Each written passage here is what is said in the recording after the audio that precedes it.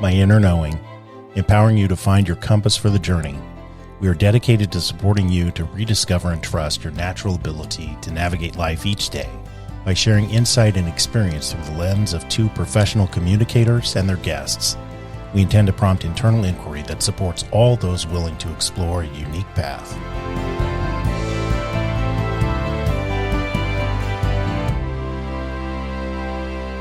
Well, hello. Hello there. How are you? I'm good. How are you? Good. Well, Walker and I wanted to take this opportunity to ask a few things before this episode starts. And what we're recognizing is that it is difficult and uncomfortable for us to ask for your help. But we need it. That's just the truth. Yeah, it is. And so whether you're listening on Apple and following, sharing, writing a review would be lovely, or any other platform, Spotify, follow, share. Yeah. It moves us up in the algorithm and helps us get heard by more people. And we're hopeful that if what we have to share is helpful for you, that you'll help us help more people. Yeah, that was great. Thanks, babe. Yeah. And thank you, the people that are listening. We so appreciate the feedback that we get from all of you in regards to the episodes, and we're excited to keep going. We do. Thank you so much for listening. Yeah, and here's our next episode. Well, hello. Hello. How are you? Why don't you tell me how I am?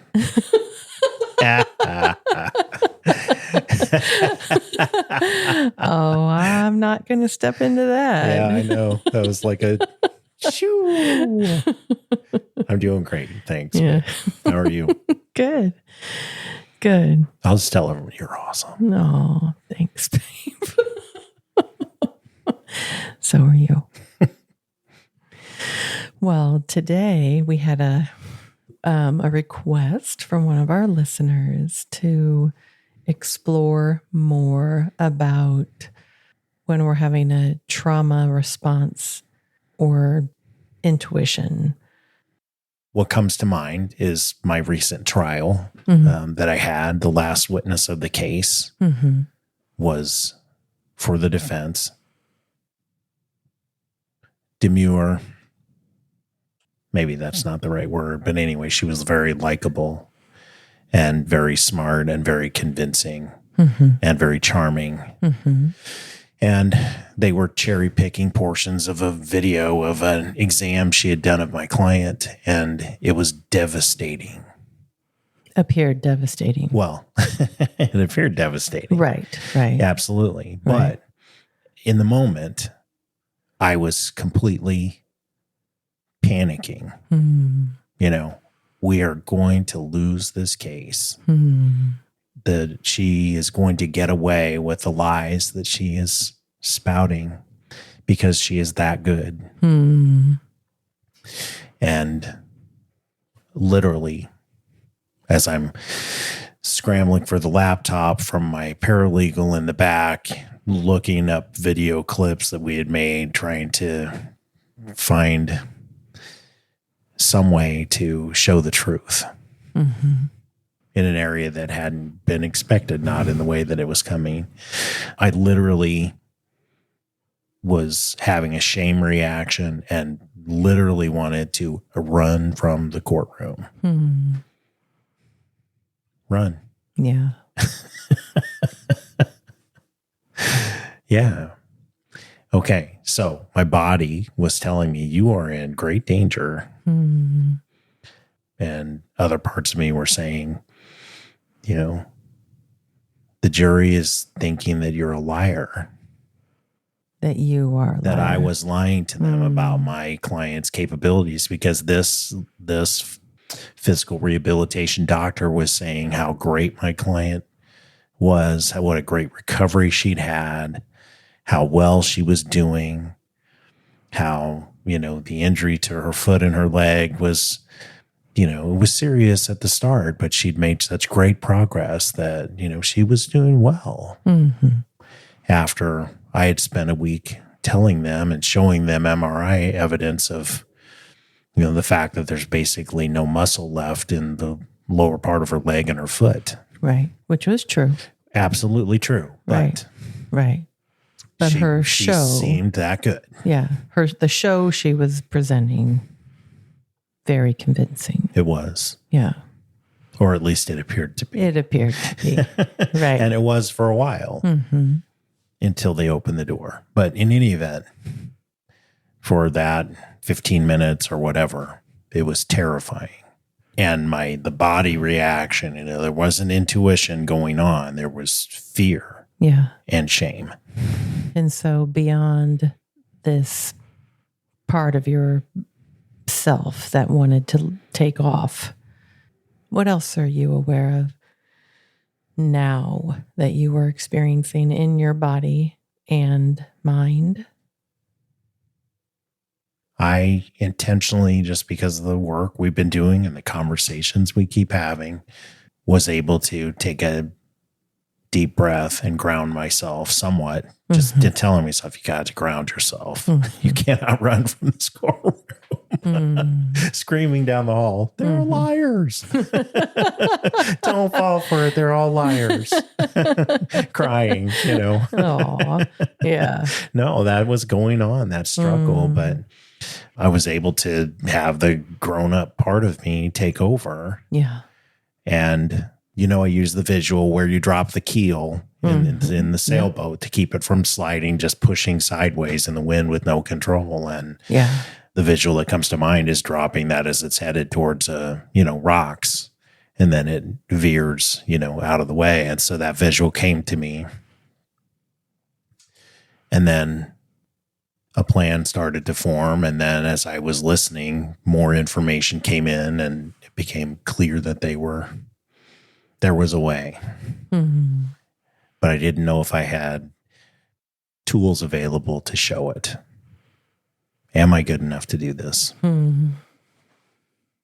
So there's trauma and there is intuition going on at the same time. Yeah. So I think about the sailboat and the keel example that you use. And I know that it's been something that you've, been practicing. Yes. As part of your journey. And so do you think that the practice that you'd been doing around that visual image made it easier for it to be accessed in that moment? Without a doubt. Okay. And then when you're in that place where the fear, the trauma response that's happening, shame, trauma response, telling ourselves all kinds of very scary things, right? Breathing, having that visual that you have started conditioning within yourself. What do you recall the experience was like? The shift into being able to think straight and being able to discern that. I know you're getting a smile over there. Tell us, what's coming up for you as I ask. Go ahead. Finish the question. If I can recall the rest of the question now. But I'm just curious because I wasn't there that day. You weren't. And so I didn't see this happening. I saw you other days of the trial, but not that day.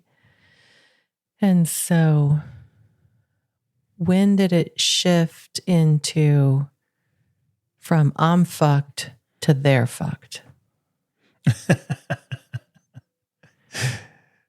It's funny. And not until late in the game. Okay. With about 10 seconds left.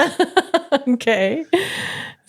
Tell us more. Well, I know that I had made some of the same video clips. Okay. And they weren't playing the sound. Okay. And I don't need to get deep into the lawsuit part of this thing, but there was a potential that I could, with the help of my team, access those clips and be able to play them for her with the sound, which would refute everything she just said. Right. The doctor that was on the stand. Yeah. Because she was voicing concerns that my client would fall during the exam. They didn't show portions of the video where she almost fell, and they didn't play the sound because she has drop foot and the foot was slapping like crazy. Yeah. And they weren't playing the sound. And so she's basically saying, oh, the drop foot resolved and, blah, blah, blah. Yeah.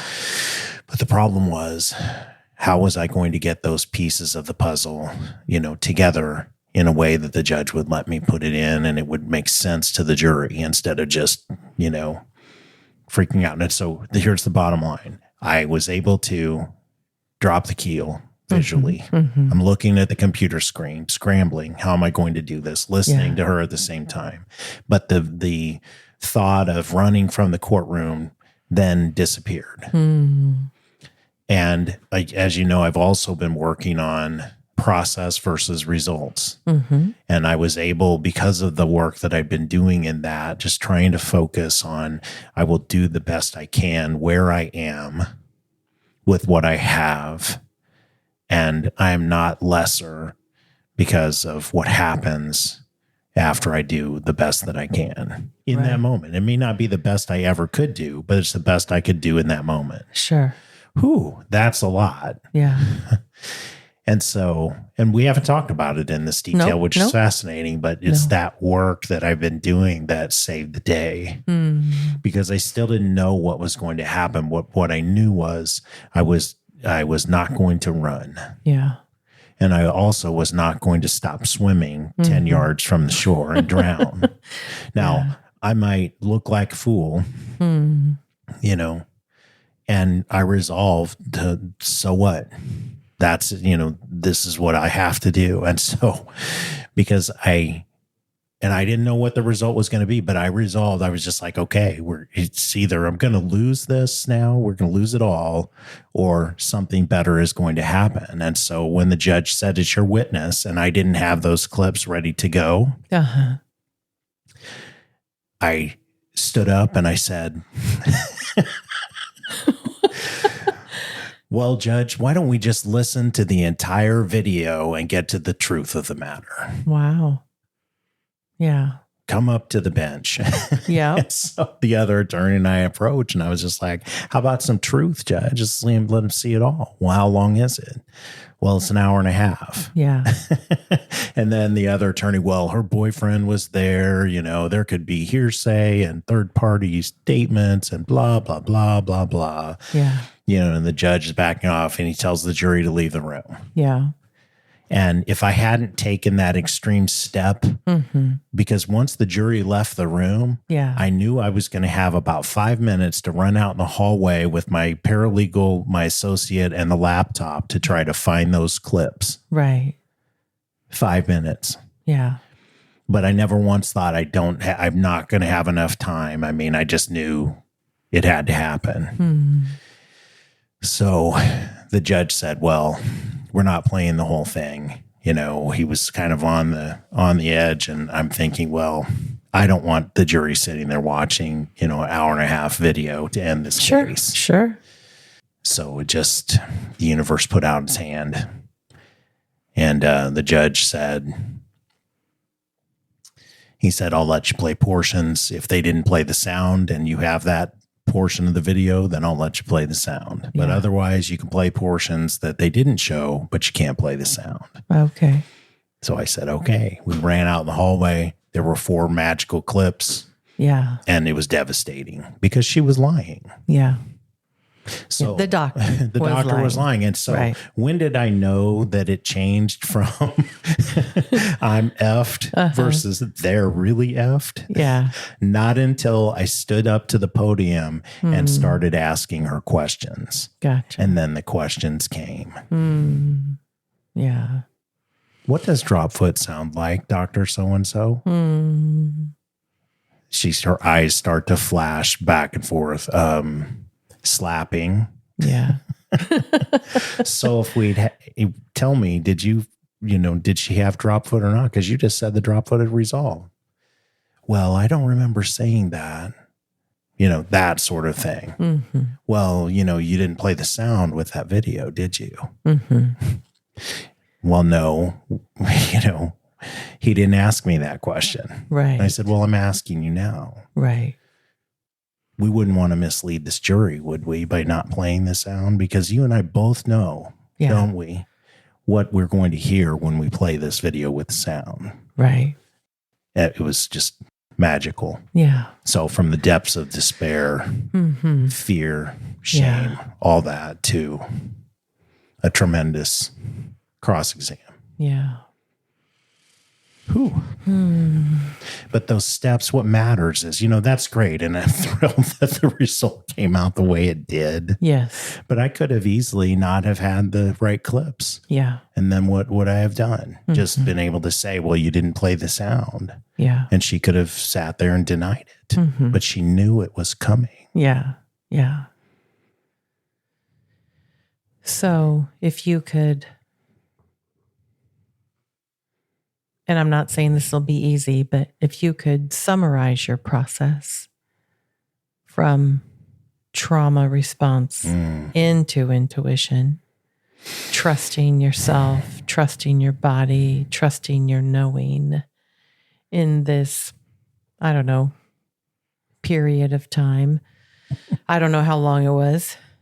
15 minutes? Like days. Yeah, it seemed like days. It was probably 15 minutes. Yeah, yeah. Yeah. Summarize the process.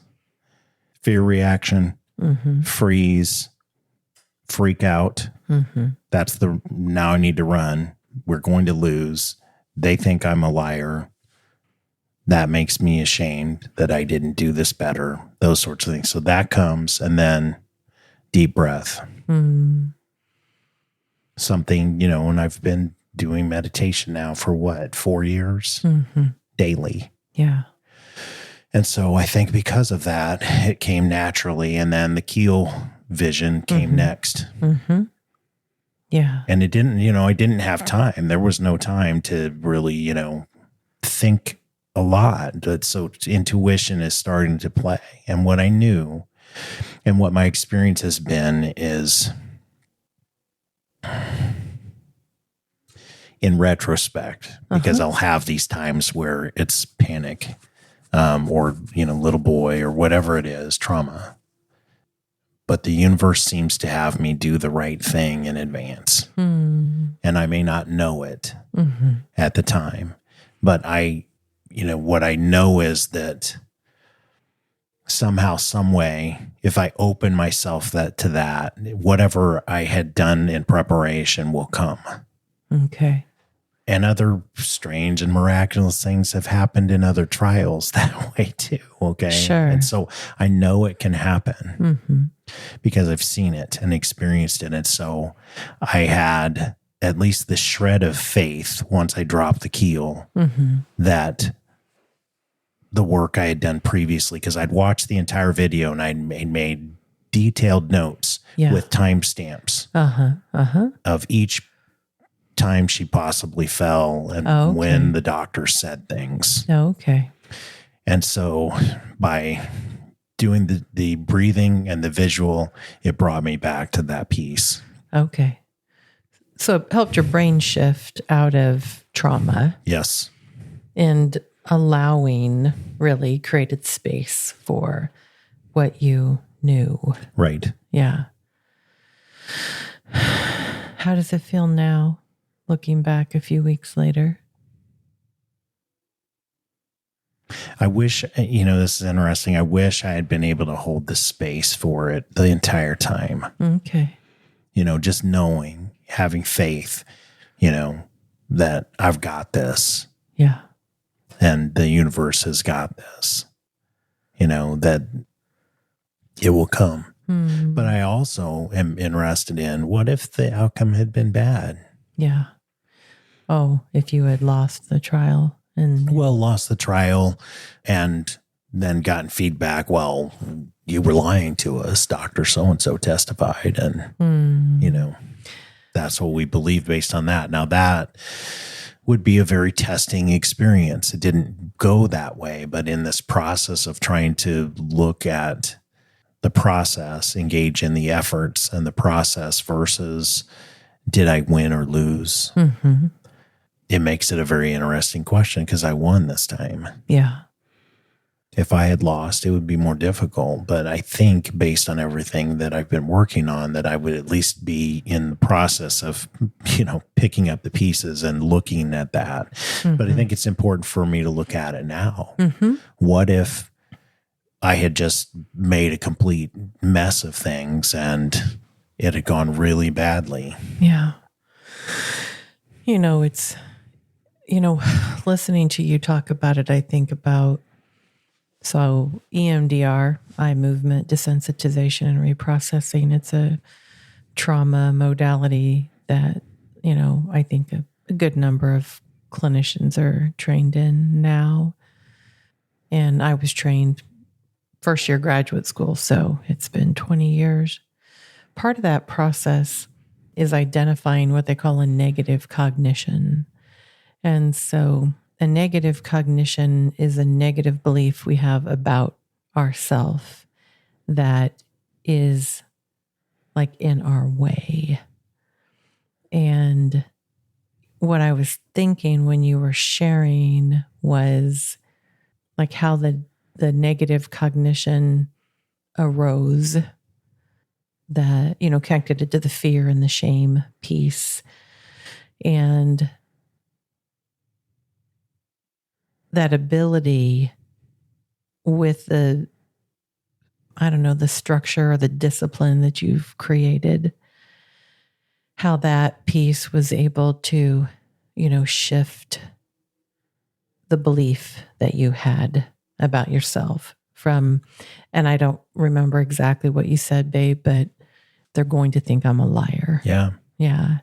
That was the most devastating part. Yeah. I could feel it and I could see it when you were sharing. Yeah. Right. And when those negative cognitions get touched, right? I mean, it's crazy what can happen to our body. And, you know, what you're describing sounds so clearly accurate, the potential that can happen.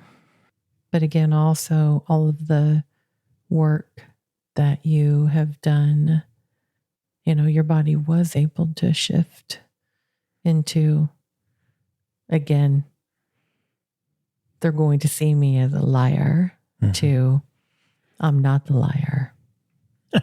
Right? Yeah. And then they are the liar. And so it was the process of it, like shifting our brain. You know, our brain again gets stuck on those cognitions, and then, you know, that discipline again starting to help you change your story and then doing it. So for me, when I think about should the jury have decided something different, right? Even had you succeeded in playing what you did play, right?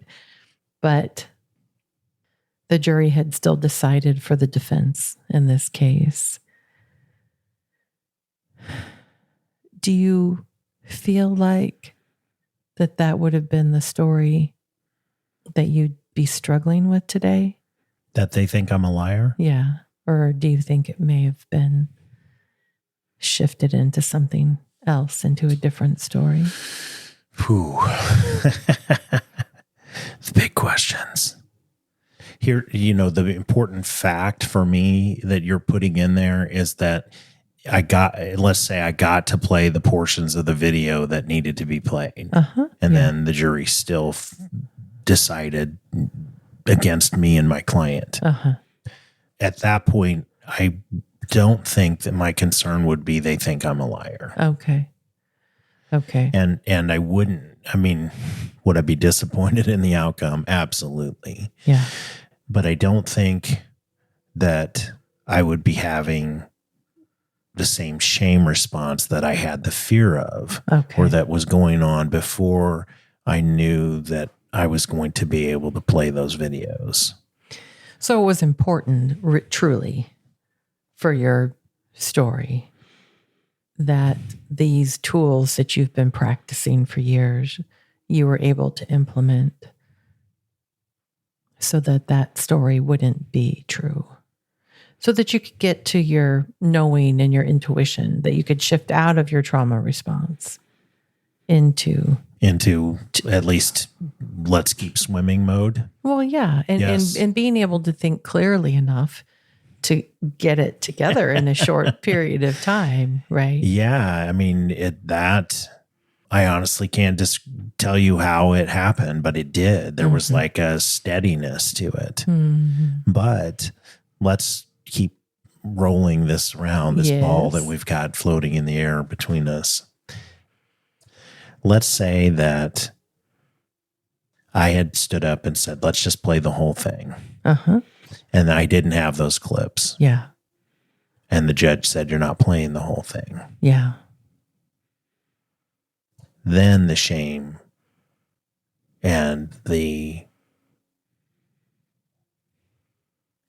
shame, failure, they think I'm a liar, wasn't good enough, all that would still be a struggle today. Okay. I think that's the truth. So is that part then also I didn't do it good enough? Well, it would be, wouldn't it? And that's despite all the work that I've been doing for years. Now, is that what saved me? Absolutely. Without being able to create that space beforehand with the detailed time-stamped, stuff, notes. Right. That tool never would have been available. Right.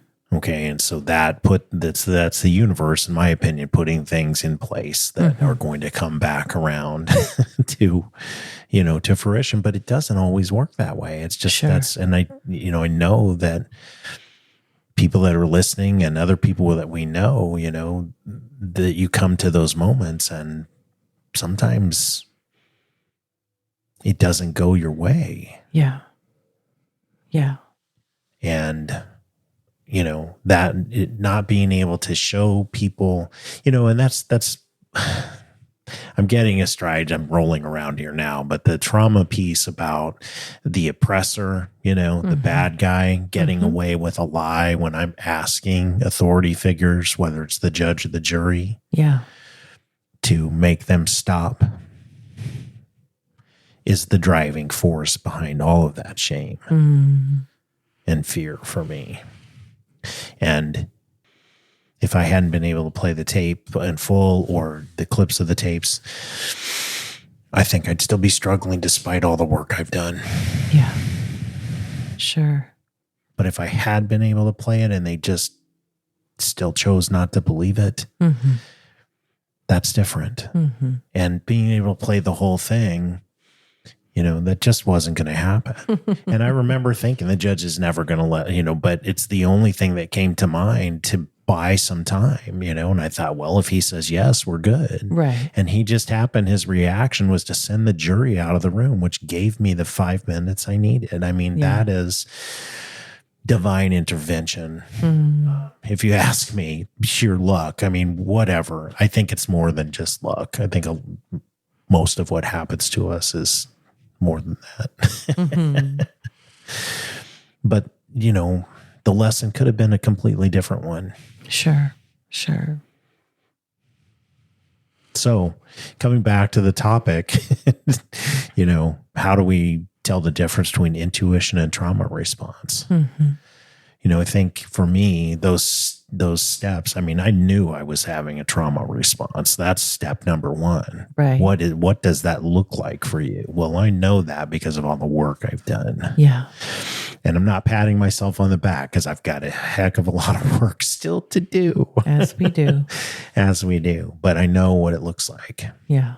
And the fact I wanted, at 56 years old to run screaming from the courtroom told me the answer to that too. Yeah. We're not going to do that today. No, sorry. Yeah. Drop the keel and buckle down. Yeah. Yeah. It's interesting because I think about like how do we identify the trauma response? And I think your example is so clear, right? But that a really intense reaction. Yeah. Yeah. Feels uncontrollable. There was nobody standing with a knife, or a gun pointed at me. But that's what my body was doing. Yeah. My body believed in that moment, or for that, who knows how long it was, that's where we were. Mm-hmm. And that is disproportionate to the situation I was in. Right. Right. There's, just the toehold to start to get grounded. That doesn't make sense. Mm-hmm. I think, when you say that, it's like, how do we start working on being aware of what our trauma response might look like? Well, don't you do that with people every day? Well, I do, but I was curious. Yeah. Well, I mean, there's several things I think about. I think having a partner, in your life that's helpful in you being able to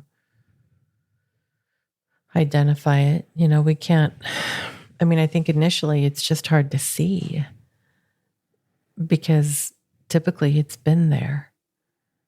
Not always. Some form of it, maybe.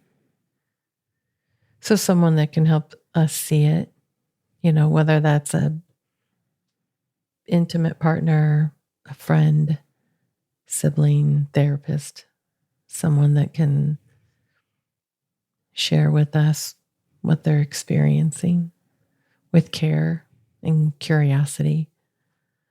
And I'm not saying that always is enough.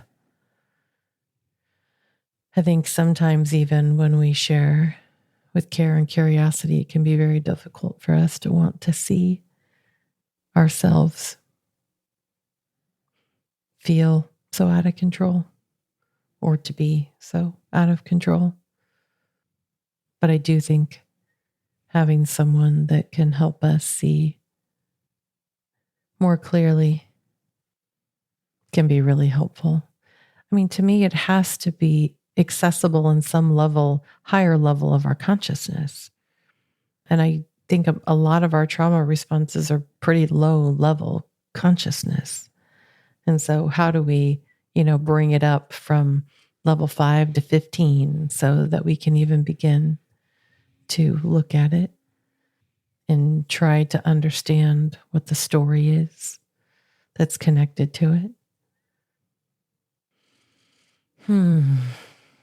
So we've talked quite a bit this first 39 minutes. Not that you're keeping track. About the trauma response. And so I do want to spend some time talking about the intuition piece. And what does that feel like? Potentially, right? Because I don't think it's the same for everybody. I think discerning what our intuition is like is probably as complex as determining what our trauma responses are. And, what I believe is necessary for us. And I'm going to say this, and I know it's a really big statement, and there's probably a good number of people who are like, well, I do trust myself. But I don't know that that's true. I don't know that we trust ourselves very well. I feel like shame gets in the way and tells us, you can't trust yourself. Look at all of these bad choices that you've made. Are you kidding? Right? What do you mean? So many times you've been wrong. I mean, this conversation we have with ourselves. But I do believe developing our intuition requires us to put effort into learning to trust ourselves. What are you thinking? You have a very inquisitive look on your face.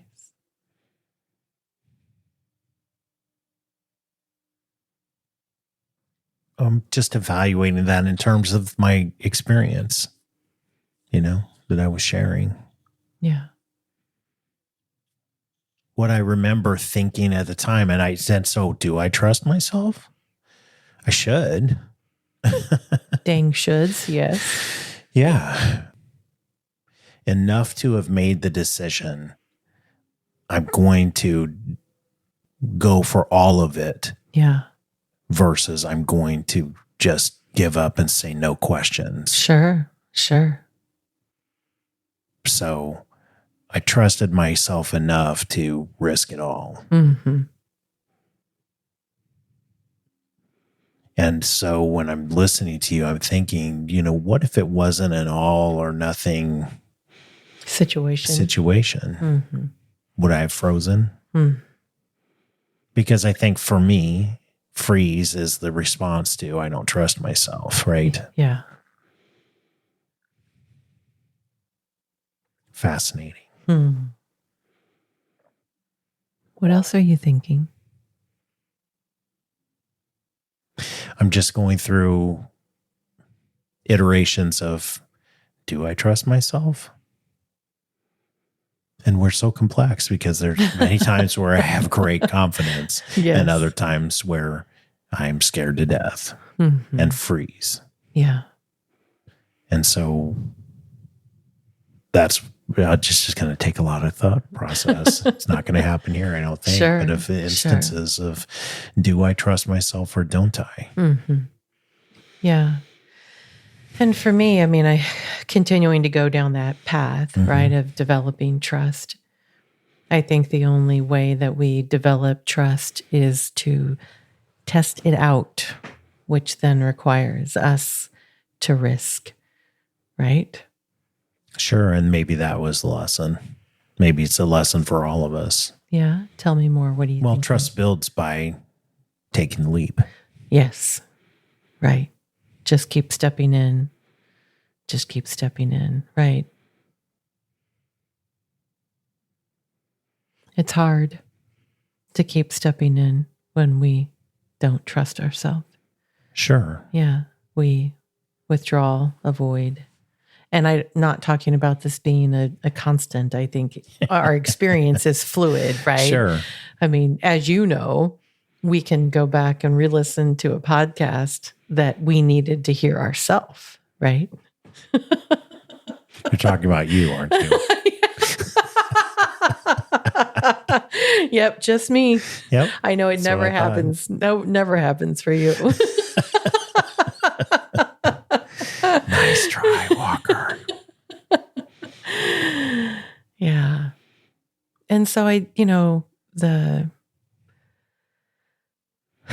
want that to be something that's hopeful, that we can develop the distinction between a trauma response and intuition. But I truly do believe we have to work on trusting ourselves, and that we do that by continuing to step in and learn about ourselves, putting ourselves in different situations.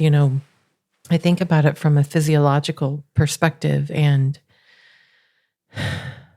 the way neuroplasticity works. And every time we put ourselves in a unique situation, our brain learns more. It doesn't learn as much as if we just keep doing what we've always done. Sure. Right. And in reality, it starts to dismiss the initial impact of that new experience, because it's now become efficient. Like we can drive to work for 5 years and then we can drive to work with not even remembering that we drove to work because our brain just knows how to do it. It becomes very familiar. Autopilot. Yeah. And in some ways that's great, right? But if we're wanting to continue to grow, if we're wanting to continue to increase neuronal connections and neuroplasticity, it's actually physiologically necessary for us to continue to step in to new experiences forever. And they don't have to be big, huge experiences. They just have to be different. Yeah. And I think for me, part of that process is not giving up when the result isn't the result that you had hoped for. Because Absolutely. when you take risks or expose yourself to new experiences, it's not always going to work out the way that you wanted. Absolutely not. And that's where hey, I'm learning the lessons. Yeah. This is a lesson. Yes.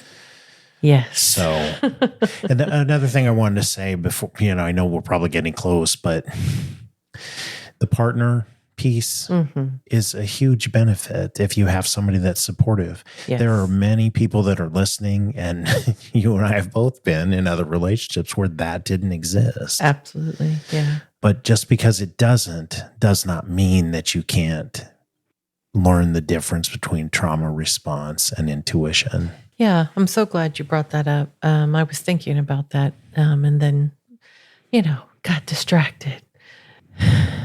Years ago, I became aware of, and I don't remember how, of an app that you can download on your phone called Mind Bell.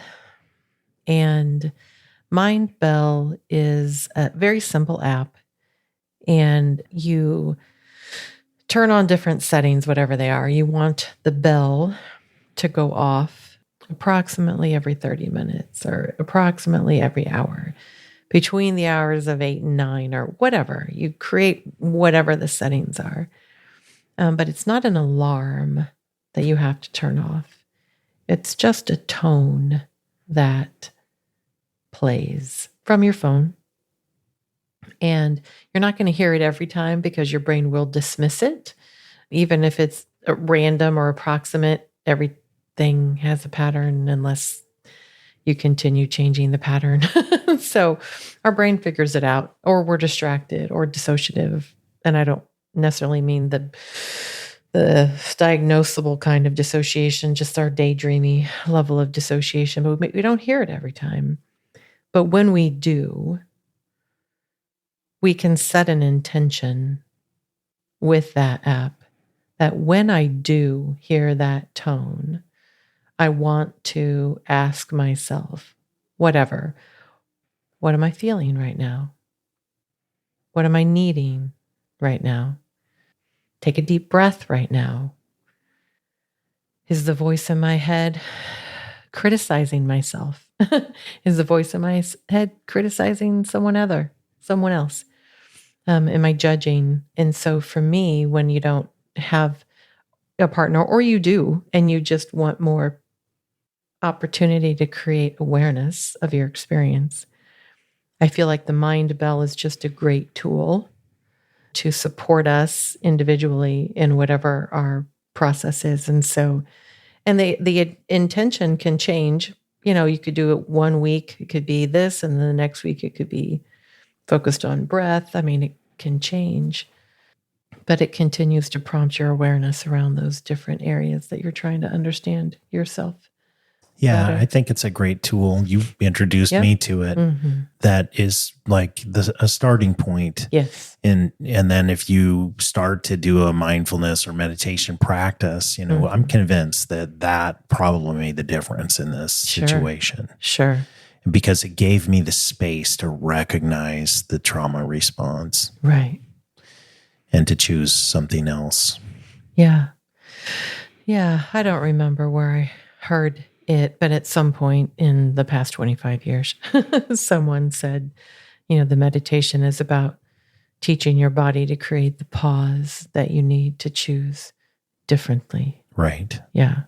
Yeah. Yeah. And mindfulness spell is a good place to start. And it's a Yeah. good place for continuing. I turn my phone off during the day and it won't do the mindfulness spell if you have your phone off. Right. It's a complex. It would be great even now. Yeah. Sure. And for somebody who hasn't been doing mindfulness or meditation for, ever, Mm-hmm. I think it's a really great tool for beginning to, hey, where am I? Right. Present when I hear the mindfulness spell. Yeah. Make a choice. Yes. Nice, babe. Yeah. Yeah. And I know neurofeedback helps with creating that pause too. Sure. That's been a significant thing. And again, nothing's a miracle, right? Nothing's the panacea. They're just tools that can be helpful for us in training our body. As I say, the response being less frequent, less intense, and doesn't last as long is really the goal. Not that we're going to take away all of our experience of being human and all of its parts. Are you sure? Uh-huh. Dang it. Yep. Okay. I am very clearly sure at this point in my life. Otherwise, I would not be having some of the reactions that my body has these days. And then I, thinking, just going back again to the partner piece, and we will talk more about this on another episode, but putting effort into finding people who are on a similar path of wanting to understand themselves more clearly, I think is very helpful, and truly can be life-changing for people. I think what we often try to do is we just try to get the people that we're already in relationship to want to choose the path we're on. Well, sure. Instead of finding people who are on that path. Yeah. Different topic. Yeah. We put a lot of energy in trying to convince people to do things we want them to do. Yes. Yeah. Well, thanks for sharing, babe. Yeah, thank you. Yeah. I enjoyed it. Yeah, me too. Always more to learn and consider. Yeah, I love you. Love you too.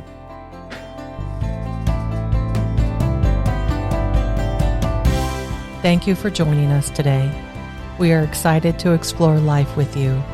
We encourage curiosity, self-growth, and we strive to be more compassionate every day.